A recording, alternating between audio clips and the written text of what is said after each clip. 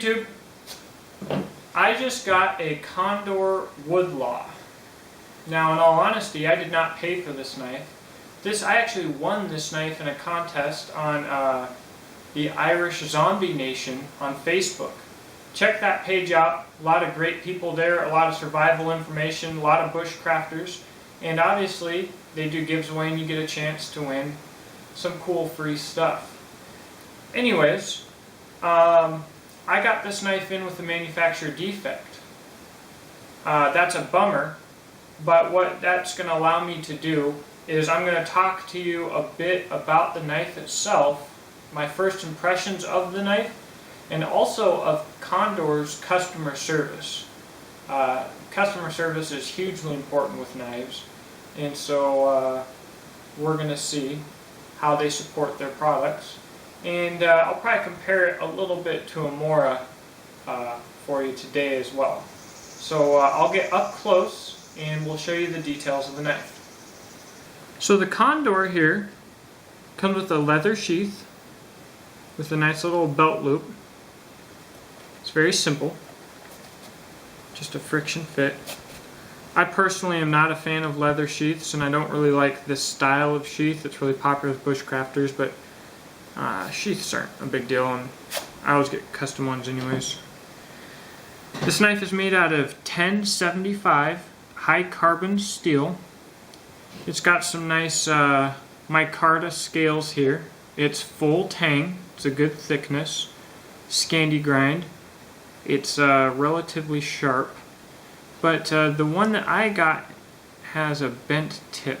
I'm hoping that you're going to be able to tell on this video here that this tip is bent. It's really a bummer that this slipped through quality control, but at this point I don't necessarily hold it against the manufacturer because their customer support has been very good. They answered my email almost immediately. They sent me a piece of paper that I could use to ship this back to them for free, which I'll be doing today, and they'll be shipping me a new one. So, you know, low quality control slip, it happens with companies. Defects happen with companies. You just can't get around it. What really says a lot about a company is how they handle defects and mistakes. Now, this is a budget Scandi grind bushcrafting knife. So I think people will quickly compare it to a Mora and say which one is better or whatever the case may be.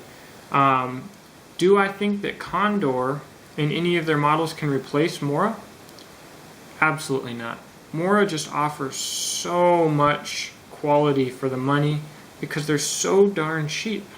But what you do get with the Condor is you get that full tang construction and you get a little bit more width out of your spine.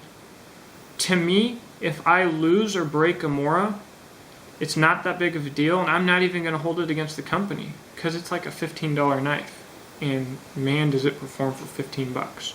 Condor is more expensive, but to me the Condor is more of a long-term knife that I'd want to take a little better care of or keep a little longer, being that it is full tang construction. These are micarta handles and a little bit thicker, a little bit beefier. I really do like it. If I had to choose between the two knives for a survival knife, how I feel right now with my first impression here would be probably with the Condor because it's a little beefier. But overall, I'm a big fan of the knife. The grinds are a little bit uneven between at the beginning of the grinds here, but it's not bad. And the knife is made in El Salvador, and they're very cool. My first impression is very positive. I like the knife. I'm really excited to get the new one in and really put this to use. And when I am able to do that, I'll put up another video for you guys.